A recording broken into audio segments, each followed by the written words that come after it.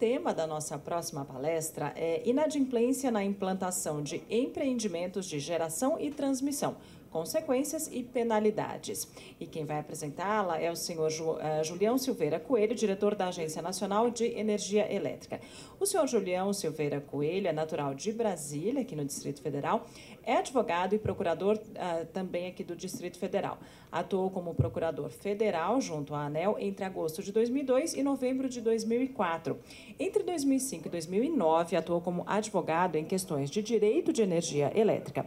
Exerce, desde dezembro de 2009, o cargo de diretor da ANEEL.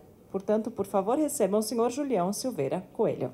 Esse tema eu não escolhi, eu fui designado para falar a respeito desse assunto. É um tema mais descritivo, menos reflexivo, mas no atual momento é até bom, porque da última vez que eu fiz uma palestra reflexiva, houve alguns problemas. Então, aqui eu vou falar só de precedentes e como é que a gente tem tratado dessas questões relativas à inadimplência, tanto na geração quanto na transmissão. Bom, eu dividi a palestra, a apresentação em duas etapas. Primeiro eu vou falar um pouco da inadimplência na geração e aí depois a gente fala da transmissão. O que a gente vai perceber é que na geração a gente tem instrumentos regulatórios muito melhor desenvolvidos e muito mais eficazes para dissuadir a inadimplência. Na transmissão a gente ainda padece um pouco de ineficiências, para usar um termo que foi agora mencionado pelo Dr. Sardenberg. Bom, a primeira consequência decorrente da inadimplência na implantação de empreendimento de geração é a aplicação da Resolução 63, que enseja tanto a imposição de multa quanto, eventualmente, a revogação de outorga. Multa é algo corriqueiro, por atraso, revogação de outorga já é algo um pouco mais drástico e, por essa razão, não é tão aplicável. Mas a gente já aplicou esse ano em relação às usinas do Grupo Multi, né? Itapebi, Monte Pascoal e Pernambuco 4. Certamente também aplicaremos em relação às usinas do Grupo Bertin, sobretudo as usinas do leilão A-3 de 2008, que deveriam ter entrado em operação em 2011, mas em razão de liminares que o Grupo Bertin obteve, impedindo a ANEEL de promover a revogação das outorgas, a gente ainda não conseguiu proceder à revogação. E hoje a portaria 514 disciplina o assunto em alguma medida, estabelece que qualquer atraso superior a 365 dias, superior a um ano, em relação a qualquer marco de um cronograma de um empreendimento licitado em leilão A-3, enseja a revogação da outorga. E o mesmo ocorre com o leilão A-5, caso o atraso em qualquer marco do cronograma seja superior a 540 dias. Então, caracterizada uma hipótese dessa, agora isso está bastante objetivo, foi um avanço que a portaria trouxe, um atraso superior a esses marcos enseja a aplicação da Resolução 63. Obviamente que se abre um processo para se avaliar se existe ou não excludente de responsabilidade, e, afinal desse processo, arquiva-se, caso se entenda que o empreendedor não é o responsável pelo atraso, e, havendo a identificação de responsabilidade do empreendedor pelo atraso, procede-se à revogação da outorga. Então, essa previsão, essa diretriz que foi trazida em portaria, já consta hoje dos editais. Eu trouxe aqui o A-5 de 2011, que já tem essa previsão de que, havendo atraso superior a 545 dias no cumprimento de qualquer marco do cronograma de um empreendimento licitado em A-5, haverá, então, a revogação da outorga. Outra penalidade que o gerador atrasado sofre é a penalidade por insuficiência de lastro, caso ele não faça a recomposição de lastro do CCAR que ele tem, em que ele figura como vendedor. Ele tem duas alternativas para não sofrer a penalidade por insuficiência de lastro. Uma é recompor o lastro, a segunda alternativa é adiar o início da execução do contrato. Em contratos celebrados no ambiente de contratação livre, isso é feito bilateralmente. Em contratos relativos ao ambiente de contratação regulado, isso só era possível caso houvesse o reconhecimento de uma excludente de responsabilidade, e então a ANEEL promovia isso de forma, eu não vou chamar de unilateral, mas o comprador não anue com isso. O vendedor pede, a ANEEL, reconhecendo a excludente, promove o adiamento sem que o comprador opine no processo. Mas agora, com a edição da Resolução 508, que versa sobre a celebração de acordos bilaterais em CCR de energia nova, surge a possibilidade de também no ACR haver um acordo do vendedor com o comprador para adiar o início da execução do contrato. Essa resolução foi precedida de audiência pública, obviamente, e houve bastante discussão sobre a possibilidade de se saber se haveria ou não espaço para a celebração de acordo bilateral em CCR de energia nova. Vocês conhecem, a PIN, inclusive, se manifestou na audiência pública de forma contrária. Mais à frente, a gente analisa um pouco o porquê dessa resolução, mas o certo é que hoje ela permite, então, que haja um acordo bilateral para que haja o adiamento do início da execução do contrato. Mais uma penalidade aplicável ao gerador, e aqui não se espantem que vocês já conhecem isso tudo, mas são várias as penalidades que o gerador atrasado sofre. O que não se verifica na transmissão, a gente vai ver. Mas a 165, na verdade, a gente entendeu que ela não tem caráter punitivo, mas ela, óbvio, que leva a uma perda de receita. Como o gerador, para não sofrer a penalidade por insuficiência de lastro, ele tem que fazer a recomposição de lastro, ele não vai necessariamente perceber na venda de energia no CCR o mesmo valor em que ele incorreu para comprar energia. Tem lá os parâmetros da 165, o mais grave deles é o PLD mais 10%. Então, o gerador vai fazer o contrato de compra para recompor seu lastro, incorre num determinado custo com a compra de energia e só consegue receber do distribuidor o menor entre aqueles 4 valores que estão listados lá no artigo 3º, todos conhecem, mas o que é mais constritivo, sem dúvida, é o PLD mais 10% previsto no inciso 3º. É esse o parâmetro que leva a uma perda significativa de receita, ou leva até um prejuízo ao gerador que está em atraso e que promove a recomposição de lastro para não sofrer a penalidade por insuficiência de lastro. E hoje a recomposição de lastro é ainda mais necessária, que a gente vai ver mais à frente, que caso o gerador não promova a recomposição de lastro, ele cai na 437 e, caindo na 437, ele perde o seu CCAR. Bom, aqui algumas hipóteses, alguns precedentes em que a ANEEL afastou o PLD mais 10%. A ANEEL já reconheceu que ele tem um caráter bastante... perverso não é o termo, mas ele pode levar à situação em que o empreendedor que está envidando esforços para finalizar a implantação do empreendimento incorre em um custo muito alto para a recomposição de lastro, dado que ele tem aquela restrição de repasse prevista na 165. Então, nas hipóteses em que o empreendedor mostra que está envidando esforços e tem uma boa perspectiva de entrar num tempo razoável em operação comercial, a ANEEL procede ao afastamento da aplicação do inciso 3º do artigo 3º da Resolução 65. O primeiro caso em que isso foi feito foi um caso da PCH Piedade, o despacho está ali indicado, depois Santa Luzia Alto, e na sequência vieram diversos precedentes, mas os 2 primeiros foram esses. Acho que teve Ibirama também entre um e outro, e a ANEEL, então, cuidou de afastar o PLD mais 10% nessas hipóteses. E também afastou aquele decréscimo lá do inciso 4º. O inciso 4º prevê um decréscimo no valor de repasse, com base em percentuais decrescentes que incidem sobre o preço do CCAR. Quanto maior o tempo de atraso, menor o repasse. Isso também pode levar, em alguns casos, a uma perda de receita, dada a diferença entre o valor de compra e o valor que o gerador consegue repassar para a distribuidora.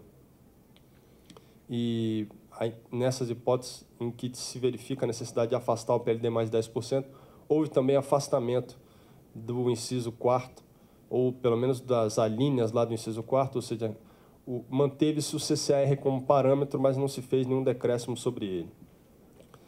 E a 437, que foi editada em 2011, e editada em razão de problemas que foram verificados no mercado, agentes geradores atrasados estavam inadimplentes, e com o mecanismo de loss sharing, os demais geradores tinham que... Os demais geradores, os demais credores no mercado de curto prazo arcavam com a inadimplência. A ANEEL, então, cuidou de tentar resolver isso regulatoriamente. Aqui é um caso claro em que havia uma ineficiência regulatória, havia um déficit regulatório, o gerador não aportava garantia, não recompunha o lastro e, ainda assim, o seu contrato era contabilizado. E o credor, que eventualmente aportou a garantia, estava adimplente no mercado, era chamado a ratear a inadimplência. Então, é um caso claro em que quem cumpre com as suas obrigações depois arca com um prejuízo. Então, a gente criou a 437 para tentar, editou a 437 para tentar um pouco conter aquele cenário de inadimplência.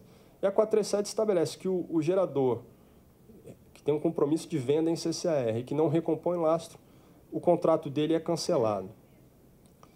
Ela acabou... ela é um pouco dura, talvez, a 437, porque o contrato é cancelado e acabou, o gerador está fora. Empresas do Grupo Multiner e também do Grupo Bertin sofreram a incidência da 437 e vão ter suas outorgas revogadas, algumas já tiveram. Então, a 437 ela não dá chance. Foi um mecanismo importante, porque a inadimplência diminuiu bastante, mas a gente mais à frente pode ter alguns problemas com grandes geradores que eventualmente não encontrem energia disponível no mercado e não consigam recompor o lastro. Eles não necessariamente precisam ficar inadimplentes para terem a aplicação da 437. Então, pode ser que, num cenário futuro, a gente tenha a aplicação da resolução 437 numa grande usina que o sistema precisa dela e ela perde seus contratos. Então, mais à frente, pode ser que a gente precise de alguns aprimoramentos na resolução 437. Mas o que é fato é que ela solucionou um problema que o setor elétrico vivenciou e que era grave, que era essa inadimplência que alcançou valores exagerados e com os geradores ou os credores do mercado de curto prazo sendo chamados a arcar com a inadimplência alheia. Então, ela conteve esse cenário e isso foi bom. E agora, tem 2 semanas, baseados na experiência da 437, tanto os reguladores da ANEEL quanto os dirigentes da CCE sugeriram uma mudança no sistema de garantias e a ideia agora é que haja uma bilateralização de uma eventual falta de aporte de garantia. Se o vendedor não aporta a garantia, o contrato dele deixa de ser executado. Então, essa é uma experiência que a gente está trazendo da 437, de um resultado positivo que tivemos com a 437, e que vai melhorar muito também a sistemática de garantias na CCE. Hoje, o que nós percebemos, o que a CCE mostrou e a ANEEL identificou, é que o agente não aporta a garantia e esse mesmo agente fica inadimplente. Já o agente que aporta a garantia, normalmente ele é adimplente. Então, a garantia é um custo para o agente que não oferece risco. O agente que oferece risco, a sistemática de garantia hoje existente não resolve o problema.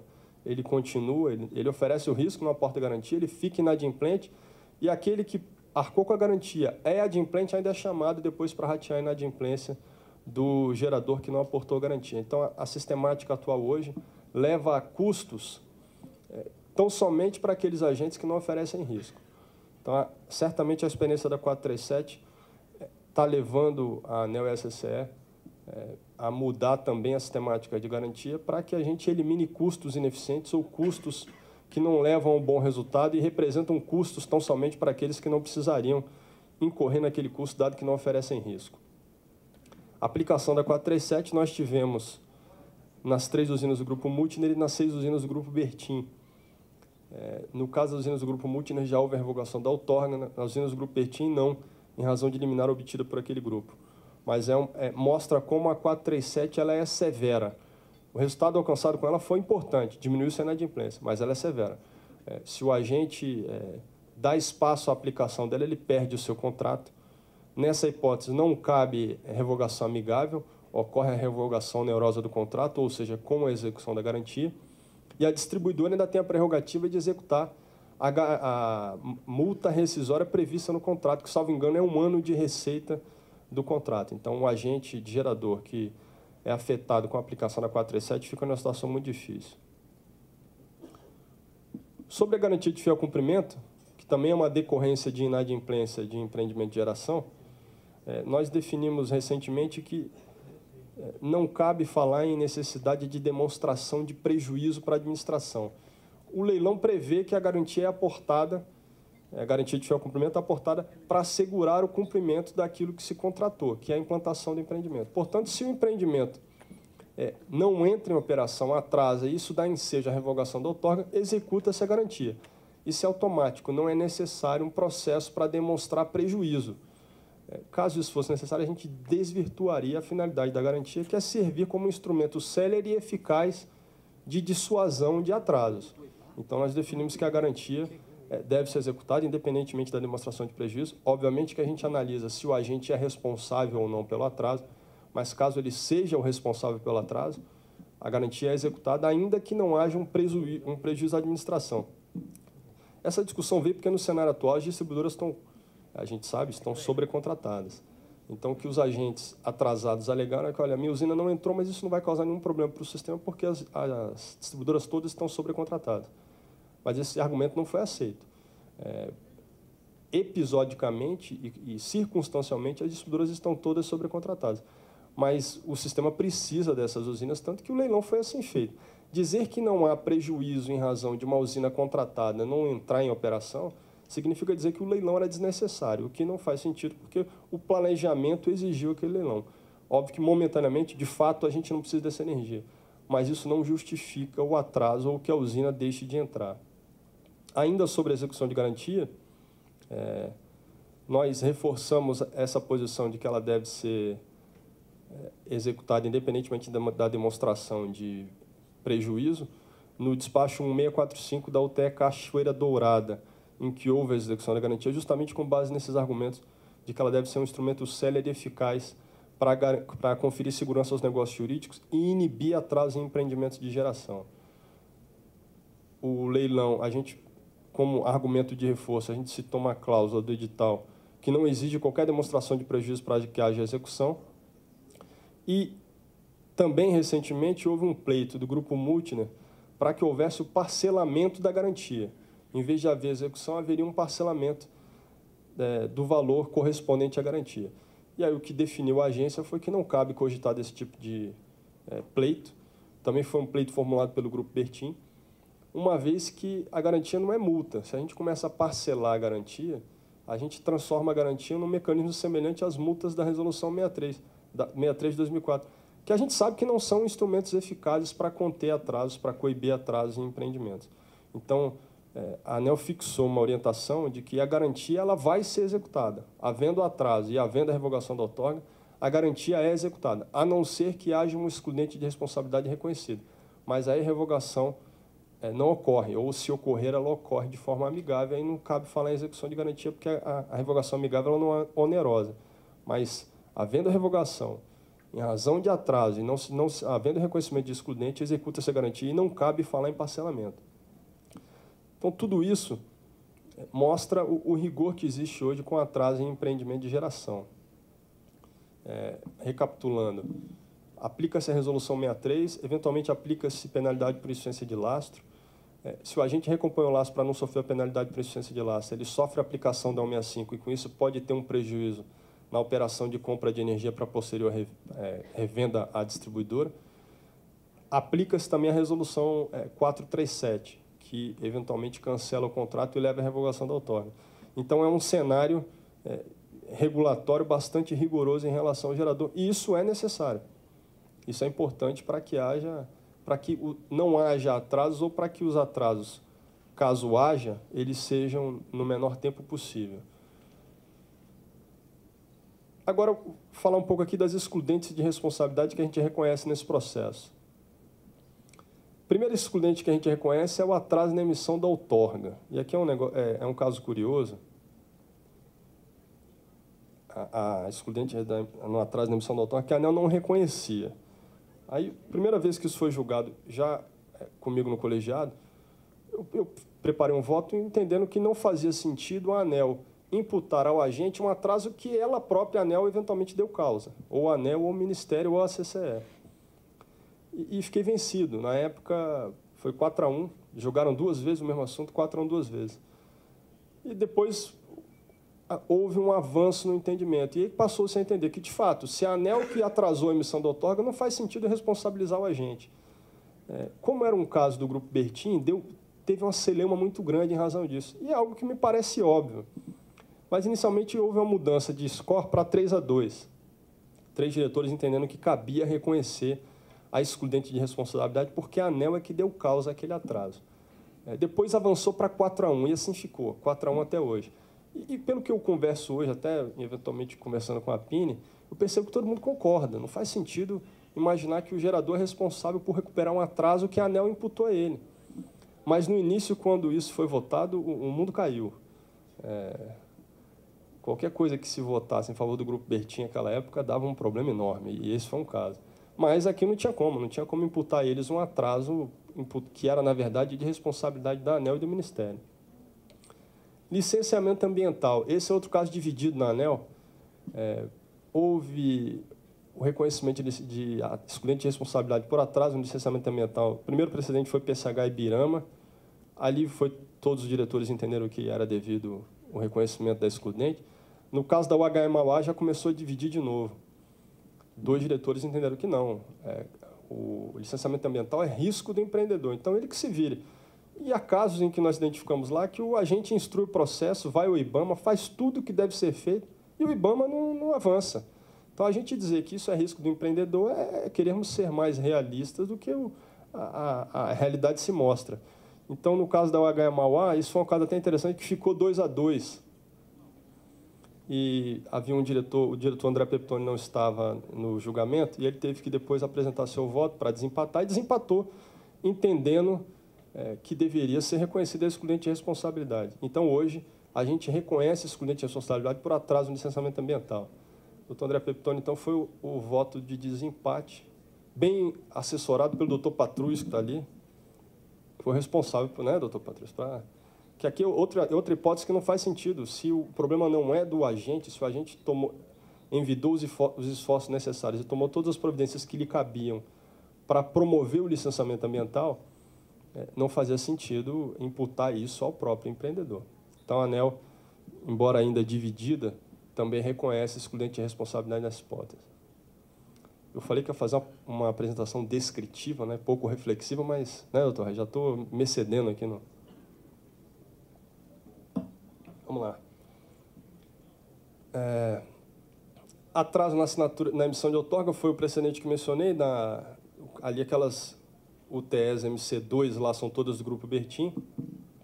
Depois isso acabou virando jurisprudência, hoje é 4-1, sempre 4-1. O diretor-geral continua entendendo que não, que o empreendedor deve tirar a diferença pelo atraso, mas a maioria entende que, os outros 4 diretores entendem que não, que se a ANEEL atrasou a emissão da outorga, compete a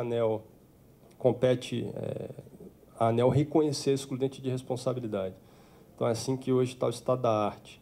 Aqui é um exemplo de como a gente faz a contagem para identificar o período que corresponde a excludente de responsabilidade. O nosso objetivo é não permitir que um eventual atraso que seria imputável ao empreendedor, e acontece, às vezes o empreendedor demora a entregar documento, e aí isso eventualmente se soma a um atraso da ANEEL ou do Ministério.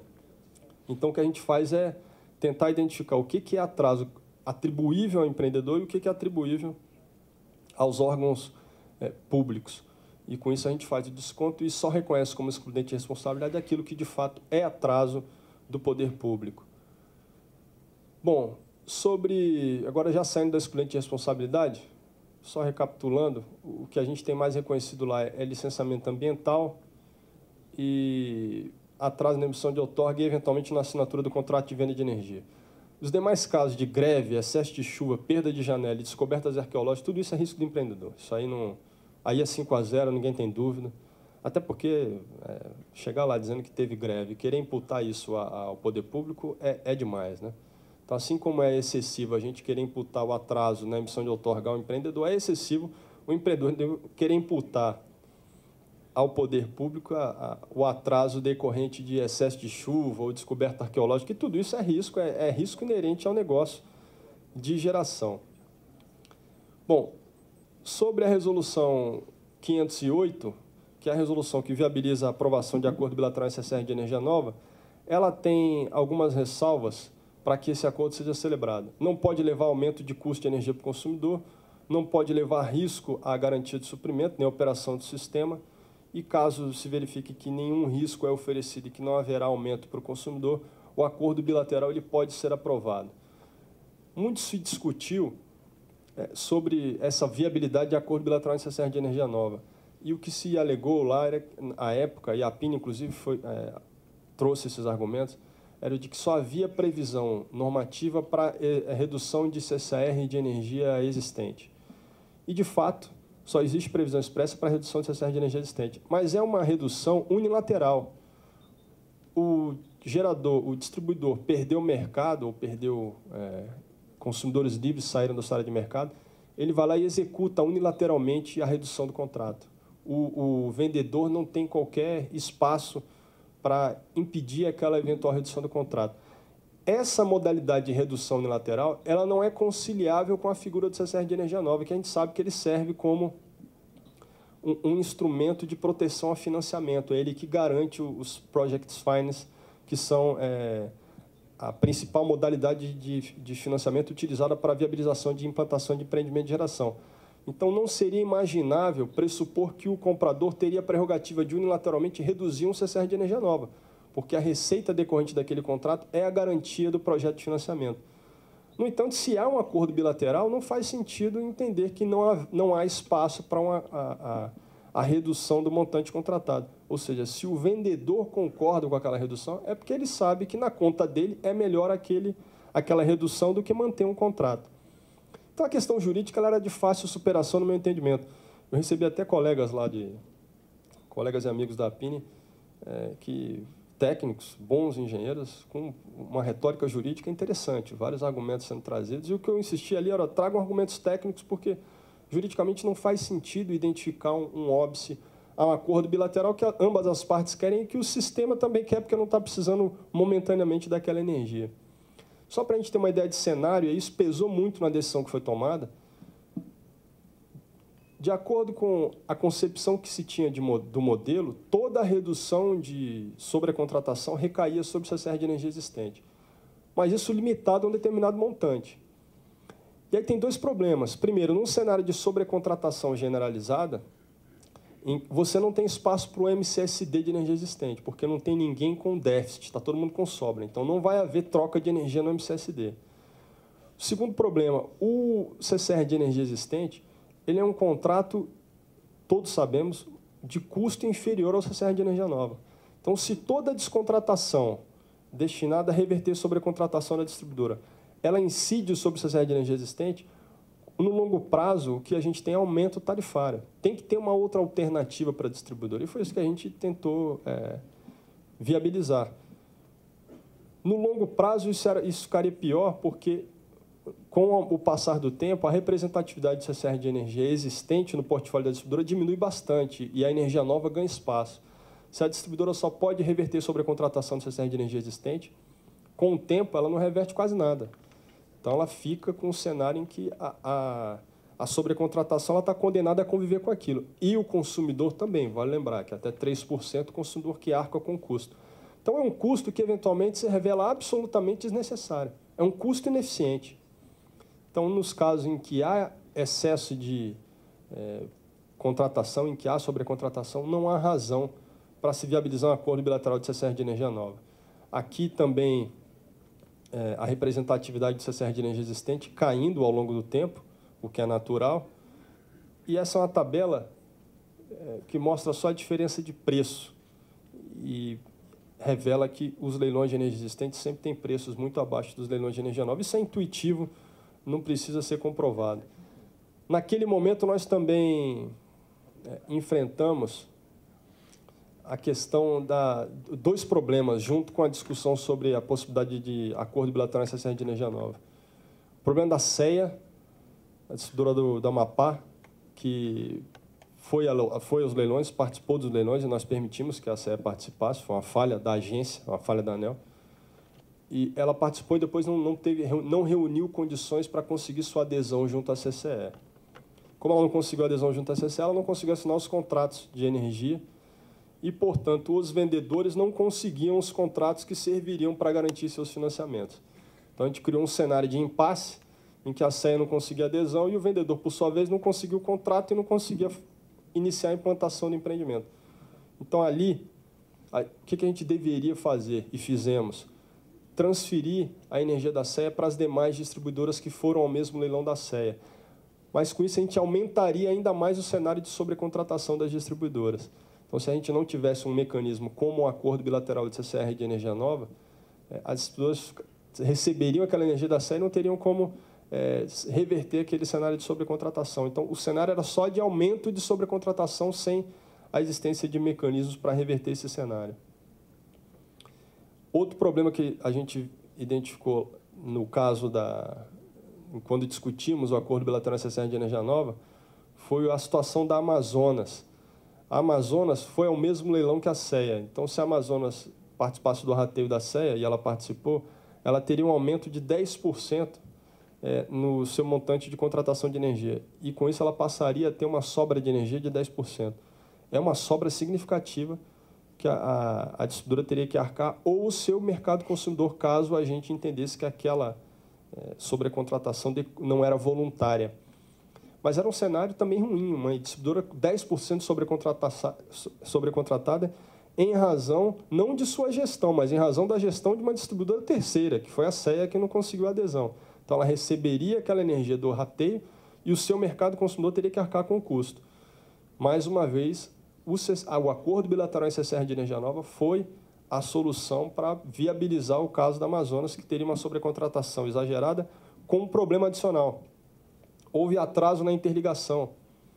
Então, a Amazonas não receberia aquela energia que contratou nos leilões do ambiente regulado e teria que contratar energia no sistema isolado. Então, ela pagaria 2 vezes pela mesma energia. Ou seja, com 10% de sobrecontratação, tendo que pagar 2 vezes pela mesma energia, e ela teria que buscar um montante de até 50% do seu mercado, a Amazonas quebraria. Então, o acordo bilateral CCR de energia nova, também, no caso da Amazonas, se revelava o melhor instrumento para conter aquele problema que se anunciava. Então, isso tudo a ANEEL levou em consideração a encarar essa alternativa. E a questão jurídica, ela era superável. A gente tinha argumentos para mostrar que o acordo era viável. É um contrato, ainda que regulado, ele é um contrato. Se as duas partes não o querem, não faz sentido impô-lo se o sistema também não precisa daquele contrato. Bom, pedidos de desistência de empreendimentos de geração. Eu estou sem nenhum controle do meu tempo. Posso ir embora? Tá, então vamos lá. Não, embora eu vou também, mas eu vou seguir aqui vou seguir um pouco mais. Pedido de desistência de revogação de empreendimento de geração. A ANEEL teve que enfrentar esse assunto porque os geradores que estavam atrasados com os leilões A-3 e A-5 de 2008, quando receberam os termos de intimação, começaram a pedir revogação amigável. É um negócio curioso, o cara está atrasado, está mais de 2 anos atrasado, recebe um termo de intimação, pede, não, agora eu quero desistir. Até, não precisa nem fazer uma investigação muito profunda para saber que um pedido dessa natureza ele não pode ser aceito. E nós não aceitamos. Agora, há uma hipótese em que a ANEEL decidiu que vai aceitar analisar o pleito. É aquela hipótese em que o gerador ele se antecipa ao termo de intimação. E a gente fixou esse critério. Se o termo de intimação já foi expedido, não cabe falar em revogação amigável. Mas se o gerador se antecipa e faz o pleito de revogação antes do termo de intimação ser expedido, aí a gente vai analisar se não vai haver rebatimento para o sistema. Por que é importante autorizar nessa hipótese? Ou viabilizar a análise da possibilidade de revogação? Porque é um instrumento para que o gerador se antecipe e desista do empreendimento o quanto antes. Isso evita com que ele fique tentando negociar aquele contrato no mercado. E quanto antes ele larga aquele empreendimento, mais cedo a gente consegue fazer um leilão para repor aquela energia. Então, teve uma ideia de sinal regulatório aqui para forçar o gerador que não vai empreender a desistir o quanto antes, permitindo que a gente promova um leilão para repor aquilo. E, óbvio, que a gente vai analisar o pleito, não significa que a gente vai deferir. Se houver risco para o sistema, a gente não defere a revogação. Tá aqui os argumentos que eu já mencionei foram esses, de que esse passa a ser um sinal, um estímulo para que a gente desista o quanto antes. Um exemplo em que o pleito foi aceito foi o da UTE Macaíba, do Grupo Bertin. O pleito de revogação foi feito antes do termo de intimação. Agora depende de acordo bilateral com as distribuidoras. A ANEEL não vai impor a descontratação de CCRs. Se o gerador conseguir com as distribuidoras a descontratação, abre-se o espaço para revogação. Do contrário, a ANEEL não vai impor uma descontratação, ou seja, o gerador depende da anuência do distribuidor, depende de um acordo para celebrar o distrato do CCR. Bom, aqui o atraso da emissão da outorga, já me antecipei e falei a respeito dele, então não vou voltar ao assunto. Bom, fechou então a análise relativa à geração, e a gente passa a falar da transmissão. E aí vamos perceber que, na transmissão, os instrumentos regulatórios hoje são muito deficitários em relação ao que a gente tem na geração. Na geração, a gente tem instrumentos eficazes, mas na transmissão a gente ainda está avançando. Primeira consequência do atraso na instalação, na implantação de empreendimento de transmissão é a falta de percepção de receita por parte do transmissor. E aqui não é uma penalidade, é tão somente uma decorrência lógica do fato dele não ter adimplido com a sua prestação. Se não houve a prestação por parte dele, não cabe a receita, ou seja, não cabe a contraprestação. Eu trouxe aqui um precedente em que a gente discorreu um pouco sobre essa questão de início de operação comercial da instalação de transmissão e que ela é necessária para que o transmissor perceba a receita. No caso da geração, é diferente, porque o gerador que está atrasado, ele pode recompor o lastro e, com isso, liberar a receita. Pode ter um prejuízo em razão da aplicação da 65, mas ele consegue perceber a receita. O transmissor não consegue, o transmissor fica sem a receita. Mas, mais uma vez, isso não é uma penalidade, isso é decorrência lógica do fato dele não ter entrado. Então, aqui uma passagem em que isso é explicado. Penalidades ao transmissor são as da 63, ou seja, multa, que a gente sabe que as multas não têm sido eficazes.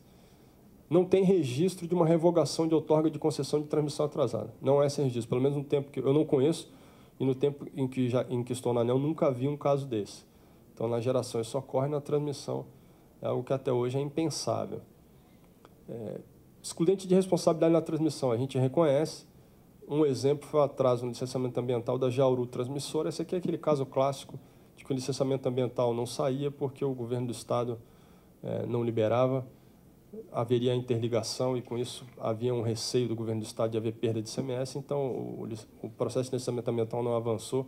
Ficou muito claro aqui, nesse caso, que não era imputável ao empreendedor a responsabilidade pelo atraso. Nesse caso, houve convergência na diretoria, não houve divergência alguma, todos os diretores entenderam que deveria se reconhecer a excludente. E esse é até um caso para que a gente reconheça em outros casos em que não se verifica a responsabilidade do empreendedor. Agora, um problema mais grave que acontece, que é uma consequência mais grave do atraso na transmissão, é o pagamento de receita para o gerador que não consegue sua conexão em razão do atraso na transmissão. No caso da energia de reserva, aplica-se a cláusula 5.9 e o gerador, em tese, percebe a sua receita. No caso do CCAR, há um problema, porque no CCAR a ANEEL entendeu que deveria haver recomposição de lastro. Então, o gerador, embora esteja pronto e não tenha entrado em operação comercial, em razão do problema da transmissora e não dele, ele ainda assim tem que recompor o lastro para conseguir a liberação de receita. O que nós fizemos foi, nessa hipótese, afastar todos os limites da resolução 65 e estabelecer que o gerador percebe a receita correspondente ao preço de venda do CCAR. Se ele, por alguma razão, conseguiu a recomposição de lastro por um custo inferior ao preço de venda do CCAR, ele se apropria da diferença, o que é natural, ele está pronto. A rigor, ele já deveria estar recebendo a receita sem necessidade de recomposição de lastro, porque ele estaria disponível à geração se não fosse um problema da transmissão. Então, esse é um problema sério que causa prejuízo ao gerador e ao consumidor que paga por uma energia que não escoa. No caso do CER, ainda mais grave para o consumidor, porque não tem nem recomposição de lastro. No caso do CCR, o problema para o consumidor não é tão grave porque existe a recomposição, mas o problema para o gerador, para o vendedor que é prejudicado, ele é maior. Como o mecanismo que a gente tem hoje é a resolução 63, ou seja, a gente ainda não conseguiu encontrar, identificar instrumentos regulatórios para dissuadir esses atrasos na transmissão, e eles têm acontecido de forma sistemática, a gente previu uma cláusula de barreira e colocou em audiência pública. A cláusula de barreira agora passa a ser um requisito de habilitação técnica. Empreendimentos empreendedores da área do segmento de transmissão, que têm atrasos sistemáticos, eles não vão poder se habilitar para os leilões.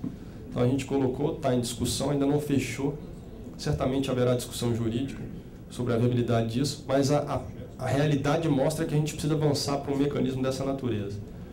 E agora, recentemente, eu não participei desse julgamento, ele ocorreu 2 semanas atrás, eu estava de férias, ainda estou, a ANEEL decidiu autorizar a Procuradoria a entrar com uma ação contra um determinado transmissor em razão do prejuízo que esse transmissor causou aos consumidores, que pagaram pela energia, era um contrato de reserva, pagaram pela energia sem que a energia escoasse, uma vez que o transmissor estava atrasado. Então, a diretoria autorizou a Procuradoria a entrar com essa ação. É um avanço da parte da ANEEL, mas ainda não é o ideal sob o aspecto regulatório, porque isso devia ser automático. A própria ANEEL devia ter mecanismos para capturar a receita do transmissor, sem depender de juízo. A gente sabe que em juízo isso leva 10 anos. Então, o ideal era que a própria regulação já tivesse mecanismos para buscar a reparação de danos nessa hipótese. A gente teve um caso em que talvez seja um ensaio disso, isso é um precedente da relatoria do Dr. Edivaldo, é um caso da Iguaçu Energia. A Iguaçu está tendo um problema com o DECFEC e DICFIC na sua área, uma vez que falta uma instalação de responsabilidade da Celesc. E aí isso gera uma interrupção e um aumento de DECFEC da Iguaçu, mas a responsabilidade não é da Iguaçu, é supostamente da Celesc.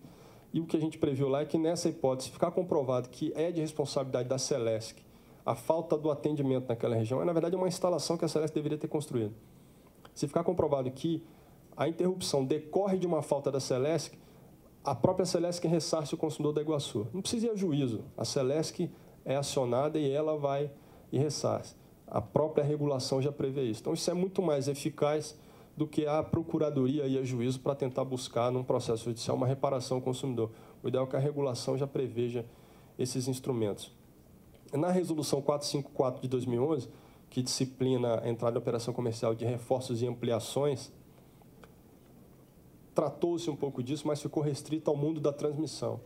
Se um determinado agente de transmissão não consegue entrar em operação comercial, não consegue fazer com que a sua instalação de transmissão entre, e a razão impeditiva da entrada em operação é de outro transmissor, a resolução prevê que esse transmissor, que é responsável pelo atraso daquele que não consegue entrar, ele vai ter que arcar com o prejuízo, ele vai ter que arcar com a receita que aquele transmissor deixou de perceber. Então, nesse caso, a gente também conseguiu um mecanismo em que o próprio agente é diretamente responsabilizado. Bom, o que a gente tem feito para tentar melhorar os atrasos é cuidar de melhorar a nossa regulação no que diz respeito aos leilões. A gente já afastou a necessidade de haver decreto de outorga, o próprio contrato de concessão já formaliza a outorga, a gente economizou pelo menos 2 meses com isso. Tem uma previsão de se delegar a competência para emitir outorgas de geração. Hoje o Ministério outorga os empreendimentos mediante portaria. A gente fez essa proposta para que a própria ANEEL passe a editar a resolução autorizativa. Isso elimina também um tempo considerável. A cláusula de barreira no leilão de transmissão, a gente está tendo tratativas com o TCU também para eliminar essa exigência de que o contrato seja assinado só 45 dias depois da homologação do leilão. É uma exigência que existe em instrução normativa do TCU. Só atrasa, não tem razão nenhuma para ter isso mais. E temos interagido com o Ministério para tentar reformular os leilões de CG. E no caso dos leilões A-3 e A-5, a gente já delegou à CCE a competência para analisar os documentos de habilitação. Com isso, a gente está ganhando tempo para tentar reverter esse cenário, além daquilo que a gente já tem feito via regulação, como os exemplos que aqui foram dados.